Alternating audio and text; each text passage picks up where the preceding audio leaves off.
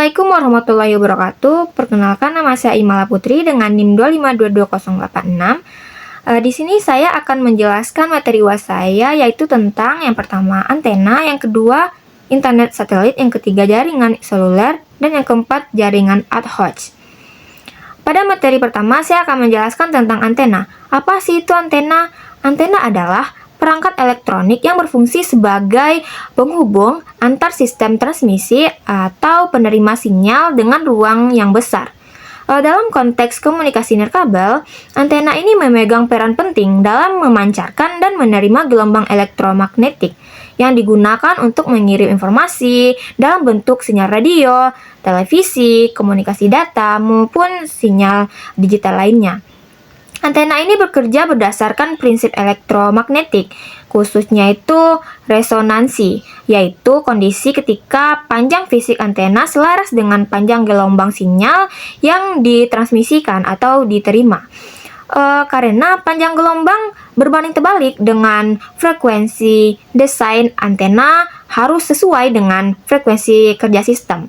Misalnya tuh kayak gini, antena untuk siaran radio akan berbeda dengan antena yang jaringan wifi atau satelit. Perangkat ini tuh merupakan komponen kunci dalam berbagai teknologi modern, termasuk komunikasi radio amatir, sistem radar, jaringan seluler, dan sistem navigasi GPS dan sistem komunikasi militer. Ada juga komponen dari antena.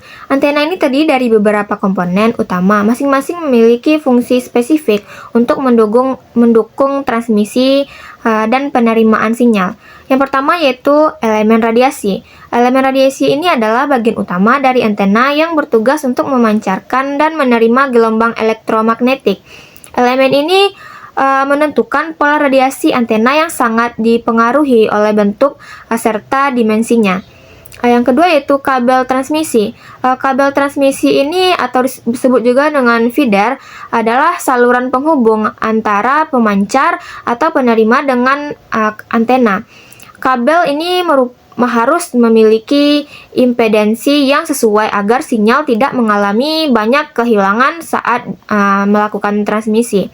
Yang ketiga ada juga machine network atau bisa disebut dengan jaringan penyesuai impedansi. Sistem sirkuit yang memastikan kecocokan impedansi antara antena dan perangkat elektronik, misalnya itu pemancar atau penerima.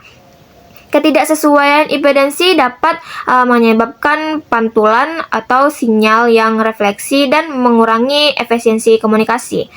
Dan ada juga ground plane. Ground plane ini adalah bidang logam atau konduktor yang berfungsi sebagai referensi potensial listrik dan memperkuat pola radiasi. Ground plane ini sangat penting dalam antena jenis monopole, seperti antena pada mobil atau perangkat portable.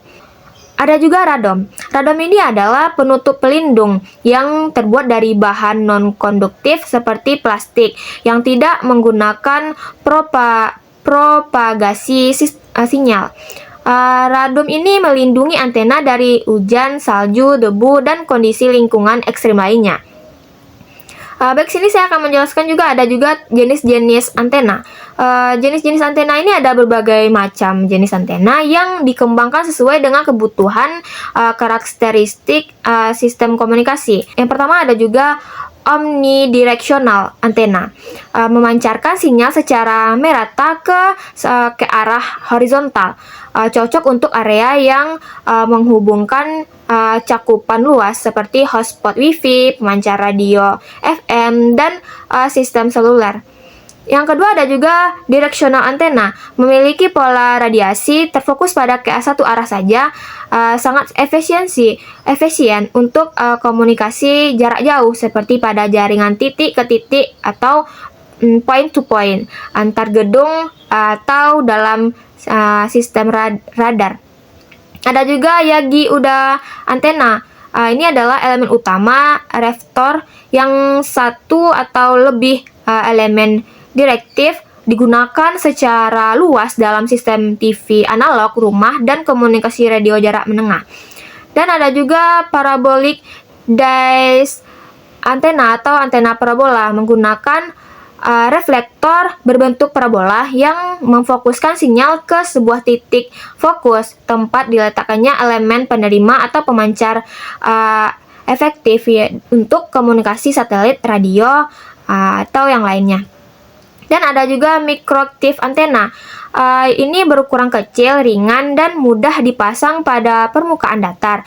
Banyak digunakan dalam perangkat portable seperti smartphone, drone, GPS, dan yang lainnya. Karena kemampuannya itu beroperasi pada frekuensi tinggi dengan ukuran yang minimalis. Dan ada juga low predict antena multiband yang mampu beroperasi di berbagai frekuensi. Bentuknya itu mirip dengan Yagi, namun dengan elemen-elemen berukuran berbeda, sering digunakan dalam komunikasi militer dan uji sinyal. Ada juga tujuan dan fungsi dari antena. Secara umum bisa kita ketahui fungsi utama dari antena ini adalah menghubungkan energi listrik menjadi gelombang elektromagnetik saat memancarkan sinyal, dan menghubungkan gelombang elektromagnetik kembali menjadi sinyal listrik saat menerima sinyal. Antara antena dengan jalan listrik ini bisa kita gunakan kepada media sosial kita, yaitu pada jaringan WiFi. Ada juga fungsinya, yaitu meliputi menyalurkan sinyal dengan efisiensi tinggi ke arah yang diinginkan, menyesuaikan kekuatan sinyal agar sesuai dengan jangkauan komunikasi, meningkatkan kualitas komunikasi nirkabel dalam berbagai kondisi geografis, membantu memperluas jangkauan layanan pada sistem komunikasi skala yang luas seperti jaringan seluler yang ada pada handphone kita. Itu kita menerimanya dari jaringan antena seperti antena yang kita gunakan di rumah biasanya. Ada juga manfaat dari antena ini. Kemampuan komunikasi nirkabel antena memungkinkan transmisi data tanpa kabel, baik dalam jarak pendek seperti Bluetooth atau Wi-Fi, maupun jarak jauh seperti sinyal radio atau komunikasi satelit lainnya. Solusi pada lokasi sulit di daerah terpencil yang sulit dijangkau instruksi kabel. Antena memiliki solusi utama untuk mengakses jaringan komunikasi. Fleksibel sistem komunikasi antena ini dapat disesuaikan dan diganti sesuai dengan kebutuhan sistem, memberi fleksibel untuk berbagai aplikasi yang kita gunakan. Dalam banyak bidang yang sesuai, dalam seperti misalnya itu bidang militer, bidang kesehatan, bidang pertahanan, hingga penerbangan dan navigasi, itu semua membutuhkan internet. Yaitu menggunakan tanpa kabel itu, yaitu antena. Ada juga kekurangan dan tantangan dari antena ini. Yang pertama yaitu sensitif terhadap penempatan posisi, arah, dan ketinggian antena sangat mempengaruhi kinerja.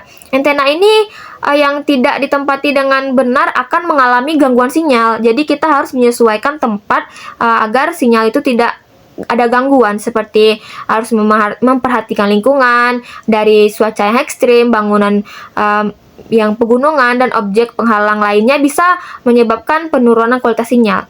Jadi keterbatasan frekuensi antena harus dirancang untuk bekerja optimal pada rentang frekuensi tertentu. Satu antena tidak selalu cocok untuk semua jenis sinyal. Gangguan interferensi sinyal dari berbagai perangkat lainnya itu dapat menyebabkan interferensi terutama pada lingkungan dan peralatan elektronik lainnya. Oke, kita lanjut saja kepada materi selanjutnya, yaitu tentang internet satelit. Internet satelit ini adalah teknologi penyedia layanan internet yang memanfaatkan satelit komunikasi sebagai media transmisi utama untuk mengirim dan menerima data antara pengguna dan server internet. Berbeda dengan jaringan kabel atau seluler yang bergantung pada instruksi fisik, seperti kabel optik, menara BTS, atau jalur darat. Internet satelit ini bekerja dengan sistem komunikasi dua arah melalui gelombang radio yang dipantulkan ke satelit yang mengorbit ke bumi.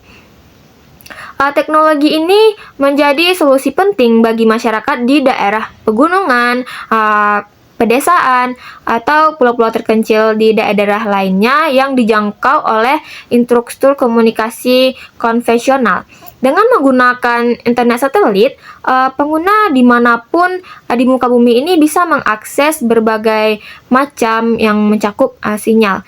Seperti bisa mengakses informasi, berkomunikasi, dan menjalankan aktivitas digital seperti browsing, email, atau video live lainnya. Dimana kalau dia mencakup sinyal gitu.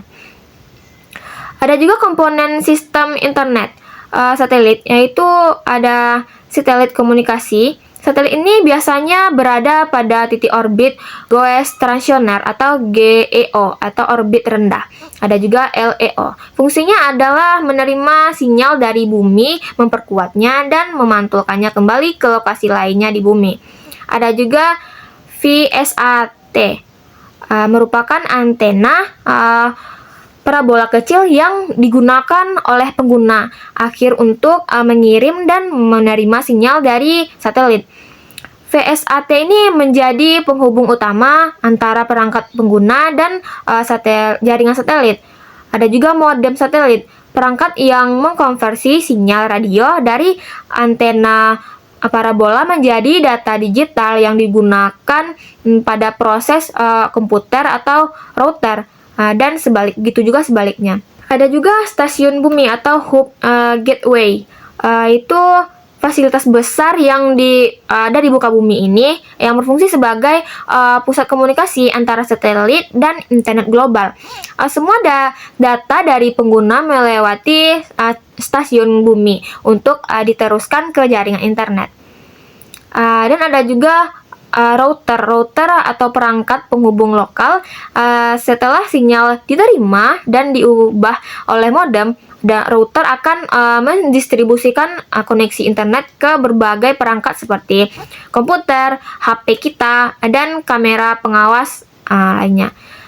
Ada juga power supply dan unit kendali. Beberapa sistem menggunakan unit pengatur daya dan pengendali yang memastikan sistem antena tetap terstruktur atau dengan posisi yang di satelit di langit gitu.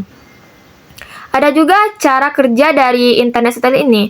Ada yang pertama yaitu pengguna membuka website atau aplikasi melalui perangkat yang terhubung ke router atau modem. Permintaan data dikirim melalui VSAT ke satelit di orbit.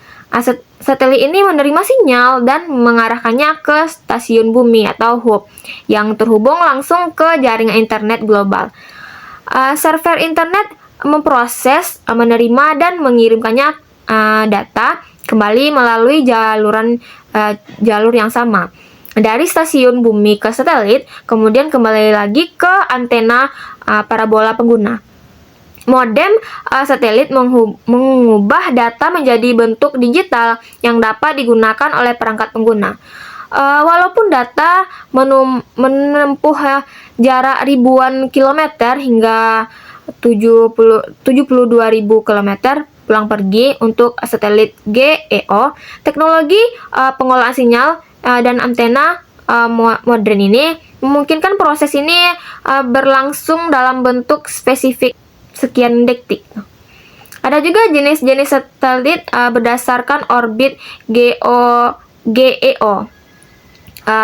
berada di tingkat ketinggian sekitar 35.786 km di atas garis khatulistiwa. Satelit ini berada pada posisi yang sama relatif terhadap permukaan bumi.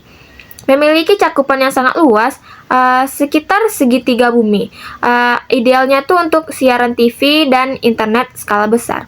Ada juga kekurangan dari satelit ini. Yang pertama itu memiliki latensi tinggi, jarak transmisinya tuh sangat jauh, dan LEO-nya tuh berada di ketinggian sekitar 200 hingga 2000 km. Bergerak cepat dan membentuk kontransisi satelit untuk menutup saluran bumi. Memiliki latensi rendah dan cocok untuk aplikasi real time seperti video call, game online, dan streaming. Digunakan oleh perusahaan seperti Starlink, OnWeb, dan Amazon Kuiper. MEO juga terletak di antara LEO dan GEO, sekitaran 2.000 sampai 35.000 km. Umumnya tuh digunakan untuk sistem navigasi satelit seperti GPS, Galileo, dan yang lainnya, menawarkan kompromi antar cakupan, kecepatan, dan latensi. Ada juga tujuan dan fungsi dari satelit ini untuk menyediakan akses internet di wilayah tanpa instruksi kabel seperti fiber optik atau jaringan seluler, mendukung konektivitas di sektor kritikal seperti maritim, kapal pesiar seperti kapal barang, nelayan yang ada di laut lepas. Ada juga penerbangan internet ini dalam penerbangan pesawat selama penerbangan. Ada juga di militer komunikasi tastis modern operasi terpencil gitu. Ada juga respon darurat dan bencana. Bencana koneksi cepat diarahkan ke instruksi yang rusak, menjembatani kesenjangan digital antara wilayah yang urban dan rural. Manfaat dari satelit ini ada juga akses global tanpa batas atau geografis, tidak tergantung pada lokasi. Selama perangkat memiliki pandangan langsung ke langit, koneksi tetap bisa dilakukan. Solusinya tuh untuk daerah terpencil atau tinggal jauh dari lokasi-lokasi seperti hutan, gunung, gurun, pulau, dan lautan lepas yang tidak mungkin terjangkau oleh kabel optik atau tower seluler. Instalasi cepat dan fleksibel, tidak memerlukan pembangunan instruksi kabel bawah tanah. Idealnya itu untuk kebutuhan darurat, proyek sementara, atau pemukiman baru digunakan dalam bentuk sektor strategis, cocok untuk lembaga pemerintah, organisasi kemanusiaan, perusahaan pertambangan juga, dan logistik dan pariwisata. Kestabilan satelit stabil di wilayah dengan instruksi yang lemah. Saat jaringan kabel dan seluler terganggu, internet satelit tetap dapat berfungsi sebagai jalur utama atau cadangan, mendukung pendidikan juga dan kesehatan di wilayah terpencil. Kemungkinan dapat mengakses layanan pendidikan daring, dan pelatihan tenaga kerja jarak jauh, dan ada juga komunikasi antar wilayah. Ada juga kekurangan dari satelit ini, pertama yaitu latensinya tuh tinggi, khusus satelit GEO, jarak tempuh sinyal yang sangat jauh menyebabkan keterbatasan atau delay yang dapat mengganggu aplikasi real time seperti game online, video conference. Biaya peralatan dan langganan cukup mahal. Biayanya tuh memasang antena VSAT itu dan langganan tuh di bulanan cukup mahal dan relatif tinggi dibandingkan dengan layanan kabel atau jaringan seluler biasanya. Dan juga terpengaruh kondisi cuaca ekstrim juga dapat menjadi kekurangannya, yaitu kalau misalnya hujan badai itu bisa dapat merusak koneksi jaringan internet dan dapat mengganggu koneksi internet pada HP kita. Berdasarkan sistem lama memiliki keterbatasan dalam jumlah data dan kecepatan, terutama jika digunakan banyak orang secara bersamaan. Keterbatasannya itu akan sedikit lemot gitu. Ada juga keterbatasan pergerakannya pada sistem GEO ini. Sistem GEO kurang cocok untuk perangkat yang bergerak cepat seperti kendaraan atau pesawat, karena arah antena harus tetap mengarah pada posisi tepatnya tuh ke langit gitu. Baik, di sini saya akan menjelaskan materi selanjutnya itu tentang jaringan seluler. Jaringan seluler itu kan mungkin kita tidak asing mendengarnya kan, karena sudah biasa kita gunakan di handphone kita. Jaringan seluler ini adalah sistem komunikasi nirkabel yang memungkinkan pergerakan dalam smartphone, tablet, modem, dan perangkat IoT untuk mencakup terhubungnya ke jaringan telekomunikasi, bahkan saat berpindah lokasi pun. Sistem ini bekerja dengan cara membagi area geografis menjadi sel-sel kecil yang masing-masing dilayani oleh Base Transfer Station atau BTS atau menara pemancar jaringan seluler. Jaringan seluler ini memanfaatkan gelombang radio untuk mentransmisikan suara, data, dan multimedia secara real time, menjadikannya itu fondasi yang penting bagi layanan komunikasi modern. Teknologi ini digunakan untuk melakukan panggilan suara seperti yang biasa kita lakukan kan, seperti menelpon, SMS, dan menjelajahi internet seperti menonton video streaming yang bisa kita lakukan, sehingga mendukung sistem transportasinya tuh lebih pintar dan kecerdasan. Ada juga rumah cerdas seperti smart home. Ada juga komponen-komponen utama dari jaringan seluler ini. Yang pertama yaitu perangkat pengguna atau user equipment, termasuk ponsel atau modem USB, tablet, dan smartwatch. Perangkat ini dilengkapi dengan modul radio untuk menerima dan mengirim sinyal ke BTS. Dan ada juga SIM card atau subscribe identity module. Ini adalah kartu kecil yang menyimpan informasi pelanggan seperti IMSI, autentifikasi, atau enskripsi, dan mengatur jaringan. SIM ini biasa kita gunakan kan, yang ada di dalam handphone kita, memungkinkan pelanggan bisa berpindah ke perangkat tanpa menghilangkan identitas jaringan. Dan yang ketiga ada juga BTS atau Base Transceiver Station. Ini adalah menara atau stasiun pemancar atau penerima radio yang mengatur komunikasi antara perangkat pengguna dengan jaringan. Seperti BTS ini biasanya tuh mencakup satu sel geografis.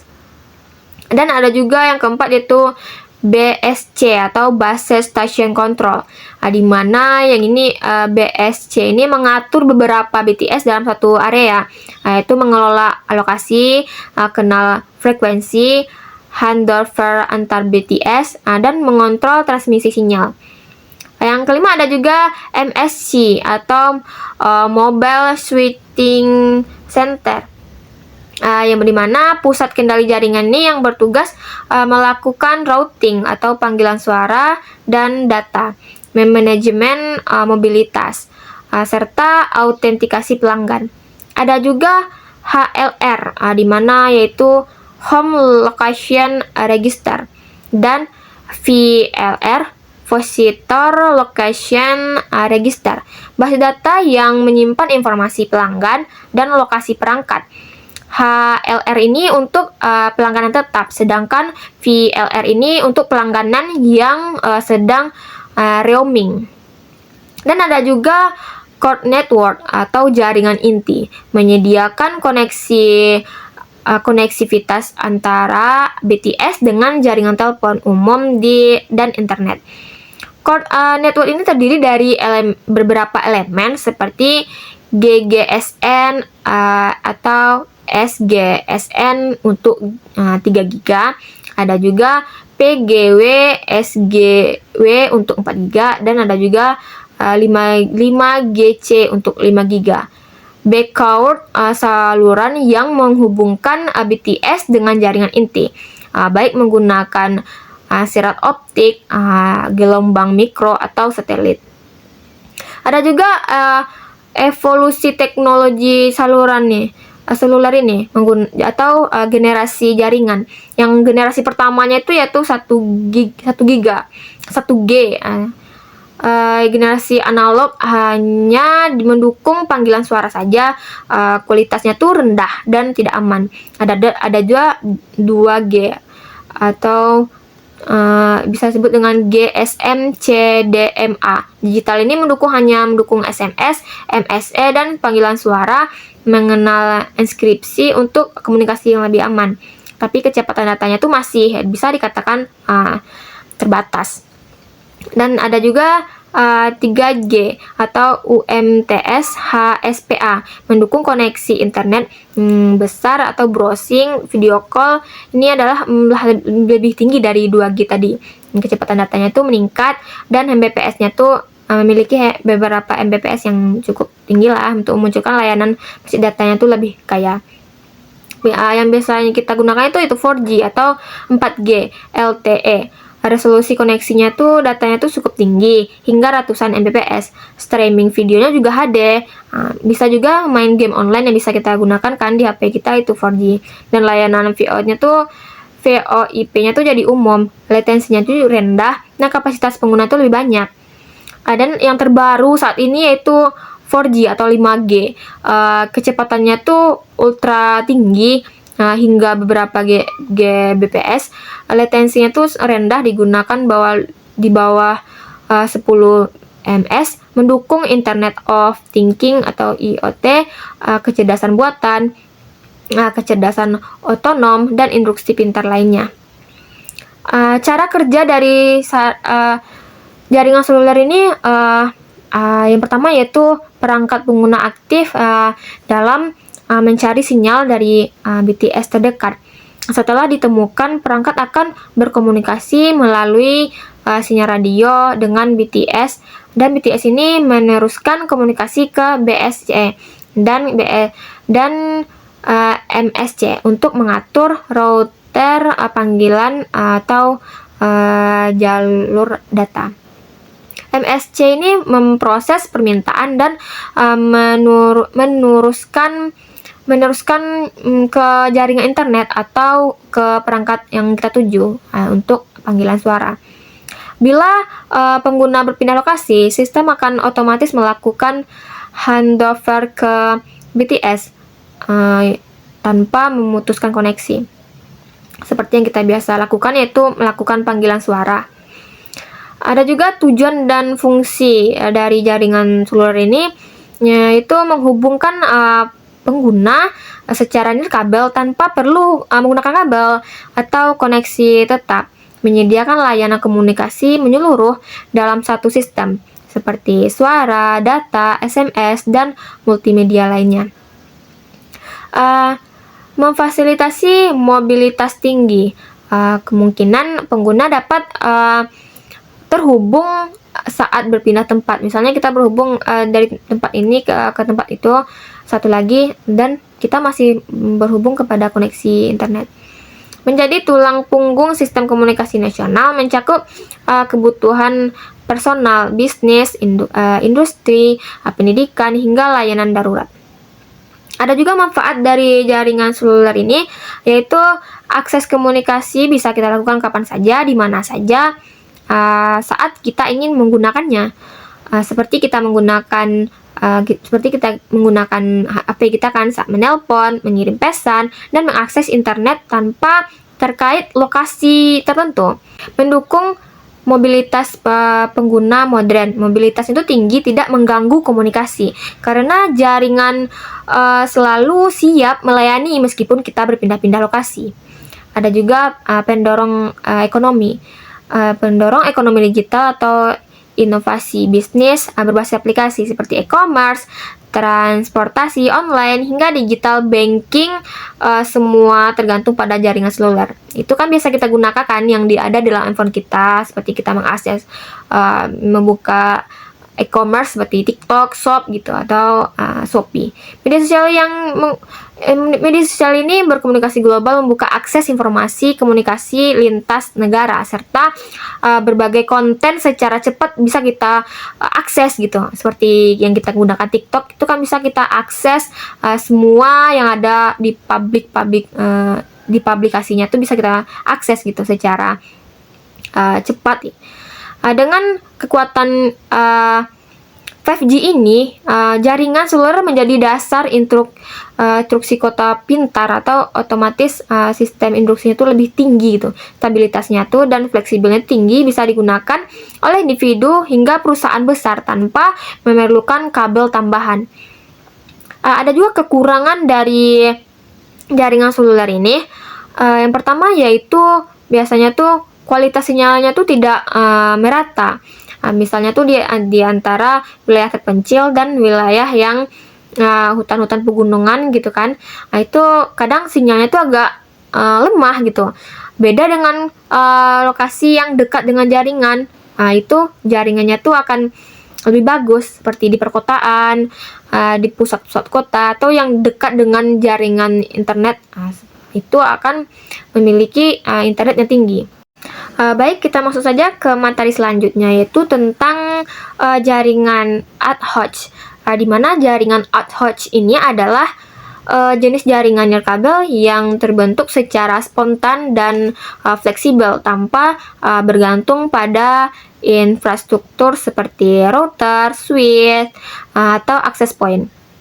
Di dalam jaringan ini, seperti perangkat atau node berfungsi sebagai secara mandiri, tidak hanya sebagai penerima dan pengirim data saja, tetapi juga sebagai router yang dapat meneruskan data ke node lainnya. Ada juga karakteristik utama dari jaringan ad hoc ini adalah bersifatnya tuh yang desentralisasi atau dinamis dan self-configuring.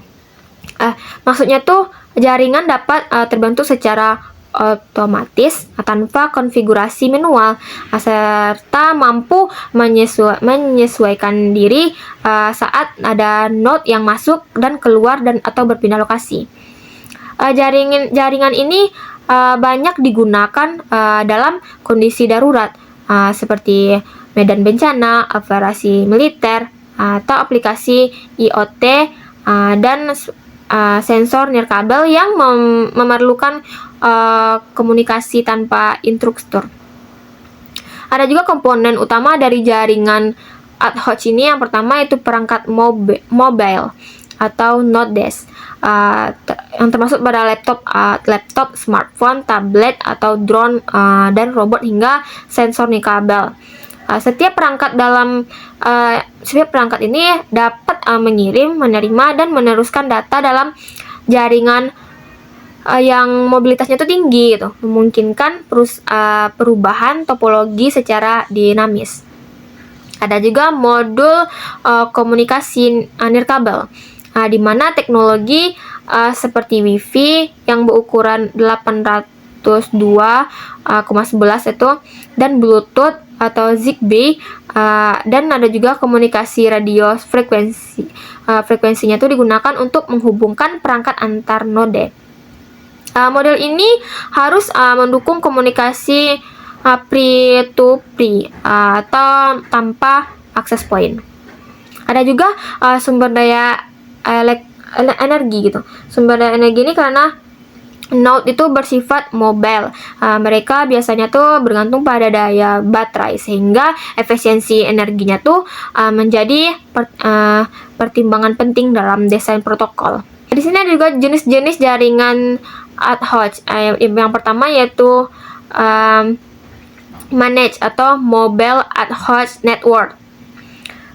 Jaringan antara perangkat mobile seperti smartphone dan laptop, cocok untuk komunikasi militer, darurat, dan ekspedisi lapangan.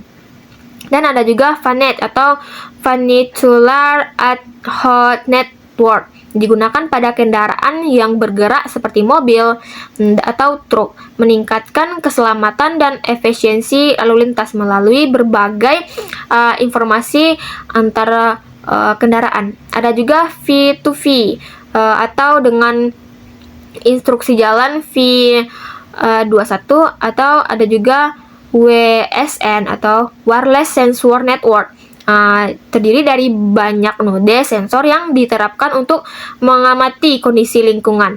Ada juga suhu, kelembapan, tekanan, dan lain sebagainya. Digunakan dalam pertanian, pemantauan lingkungan, industri, dan militer. Ada juga yang berikutnya itu ada VANET atau Flying Ad Hoc Network, jaringan ad hoc antara drone atau UAV atau Humanitarian Vigilance. Sangat berguna dalam pemantauan udara atau survei wilayah yang mengirimkan logistik. Ada juga berikutnya itu SANET atau Smartphone Ad Hoc Network, dibentuk menggunakan perangkat smartphone tanpa koneksi seluler, biasanya via Wi-Fi, device atau Bluetooth. Cara kerja dari jaringan ad hoc ini membantu jaringan otomatis gitu. Saat perangkat berada dalam jangkauan satu sama lain, mereka secara otomatis mengalami pergerakan lainnya dan membentuk koneksi multi-hop atau routing. Jika dua node tidak dalam jangkauan langsung, maka data akan dikirim melalui satu atau lebih node perantara. Pengaturan dinamis jaringan secara otomatis beradaptasi ketika node berpindah tempat atau mati atau bergabung gitu. Topologi berubah secara real time.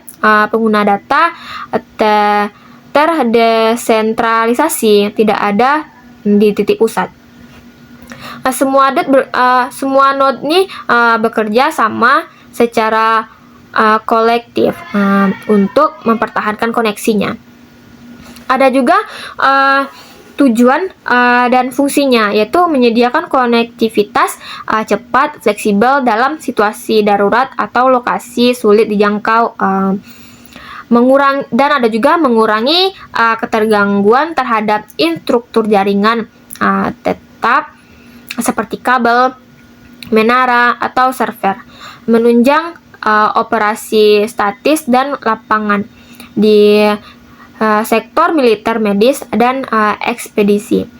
Ada juga memfasilitasi komunikasi peer-to-peer secara langsung antar perangkat, menjadi dasar pengembangan teknologi IoT dan smart device yang saling terhubung.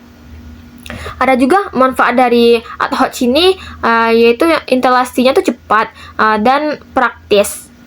Tidak harus memerlukan persiapan instruktur atau pengaturan jaringan yang rumit. Biayanya tuh juga lebih rendah, tidak membutuhkan perangkat jaringan pusat atau seperti router, switch, atau kabel yang mahal gitu. Dia juga fleksibel, adaptif, cocok untuk aplikasi mobile dan lokasi yang berubah-ubah seperti medan perang, bencana alam, atau pameran teknologi. Dia juga meningkatkan mobilitas dan probabilitas node-nya dapat berpindah tempat tanpa memutuskan jaringan. Efisiensi energi pada skala kecil dengan protokol yang hemat, beroperasi dalam waktu lama, khususnya pada WSN. Dan penerapannya luas di berbagai bidang. Digunakan dalam sistem peringatan dini, deteksi bencana, dan pemantauan satwa liar juga bisa, dan pada komunikasi darurat di area tanpa sinyal juga bisa. Kekurangannya tuh yang pertama yaitu kinerjanya tuh terbatas di skala yang besar. Skalabilitas menjadi masalah karena routing dan pengolahan jaringan tuh semakin kompleks saat nodenya tuh bertambah. Ketergantungan pada energi baterai, dan ada juga waktu operasional node-nya tuh terbatas jika tidak didukung sumber daya yang cukup. Dan keamanannya rentan karena sifat terbuka dan tidak terpusat. Jaringan ad hoc ini mudah disusupi atau diserang. Kualitas koneksinya itu tidak stabil, mobilitas tinggi, menyebabkan topologinya itu berubah cepat, mengakibatkan pemutusan koneksi atau keterlambatan data. tidak dan dia juga tidak cocok untuk transfer data besar dan stabilitas jangka panjang, karena kecepatan dan kapasitasnya tuh tergantung pada kekuatan jaringan antar node dan sumber daya perangkat. Baik, sampai di sini materi yang dapat saya sampaikan. Kalau ada kata-kata saya yang salah, saya mohon maaf. Saya akhiri dengan wassalamualaikum warahmatullahi wabarakatuh.